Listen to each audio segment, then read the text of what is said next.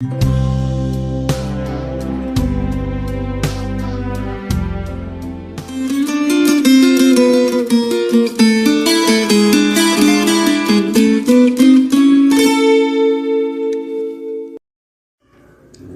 tal? Les estamos saludando desde la Universidad de Cienfuegos. Traemos algunas preguntas sobre el proceso de enseñanza-aprendizaje de la matemática, que a pesar de ser muy fáciles de responder, pueden ponernos a reflexionar. Empezamos. ¿Puede encontrarse una relación entre la ciencia matemática y los fenómenos que ocurren en la naturaleza? ¿Tendrá algo que ver la matemática con los adelantos que tienen lugar en la ciencia y la técnica? ¿Se puede encontrar relación entre la matemática y el arte? ¿Se aplica la matemática en el deporte? ¿Existe alguna rama del quehacer humano donde no sea necesario el empleo de la matemática? ¿Contribuye el estudio de la matemática a desarrollar procesos mentales? ¿Tendría razón el destacado matemático del siglo XIX Georges Cantor cuando expresó: es más fácil estudiar matemática que evitarla? ¿Por qué entonces algunas personas sienten rechazo hacia el estudio de esta ciencia? Escuchemos lo que opinan los especialistas.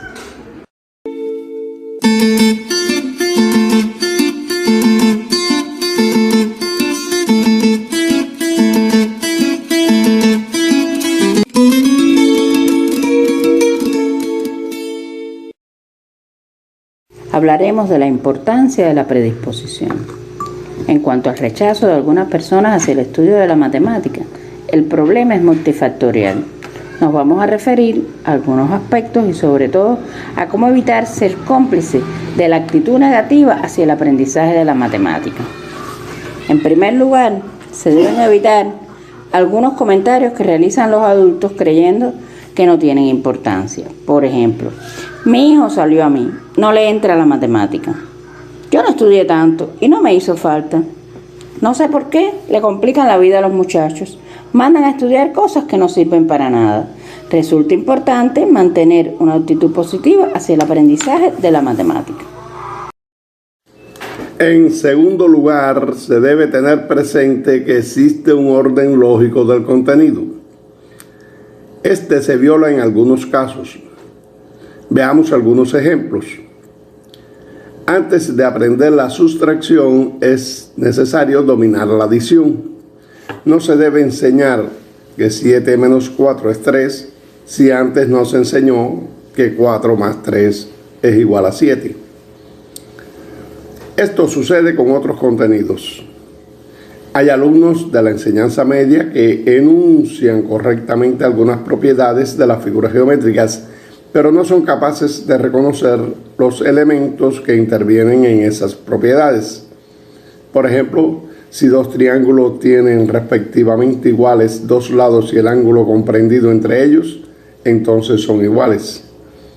Se muestra aquí una reproducción verbal sin que exista un aprendizaje significativo. Hay que asegurar las condiciones previas antes de presentar un nuevo contenido y visualizar lo más posible los objetos de los cuales se habla. Otro ejemplo. Antes de resolver ecuaciones hay que dominar las operaciones de cálculo.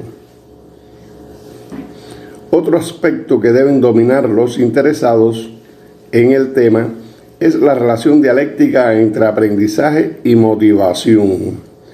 La motivación no solo es causa, es también efecto del aprendizaje. Si cuando una persona estudia, percibe que está incorporando nuevos conocimientos a los que ya poseía, es obvio que se estimula a seguir estudiando. Nadie es proclive a desperdiciar sus energías en esfuerzos inútiles. Una sugerencia para motivar a niños y jóvenes es convocarlos a que manipulen objetos. Por ejemplo, cuando se trabaja con fracciones, se pueden cortar frutas y repartir a cada niño un cuarto de la fruta, o doblar hojas de papel para que descubran que un medio más un cuarto es igual a 3/4. En las clases de geometría se deben recortar objetos con formas geométricas o trazar en el asfalto, en la arena o en el jardín triángulos, cuadrados, etc.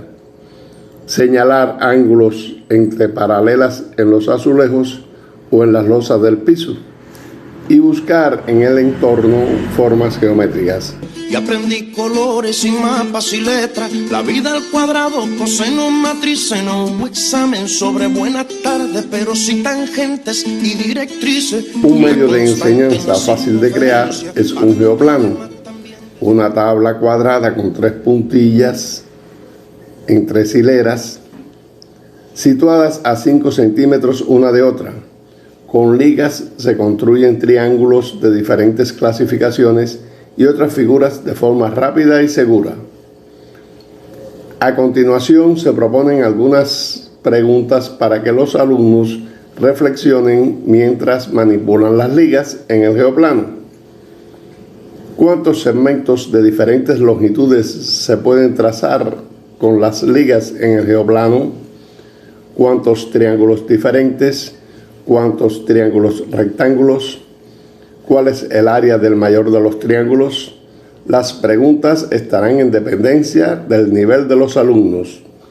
Lo importante es que manipulen las ligas y encuentren las respuestas. Por último, se debe resaltar la importancia de reconocer los avances y la exhortación a seguir descubriendo, aun cuando los avances sean mínimos. Estos ejemplos de frases pueden servir para estimular a los estudiantes. No llegaste al final, pero tu esfuerzo te sirvió para entender mejor el texto.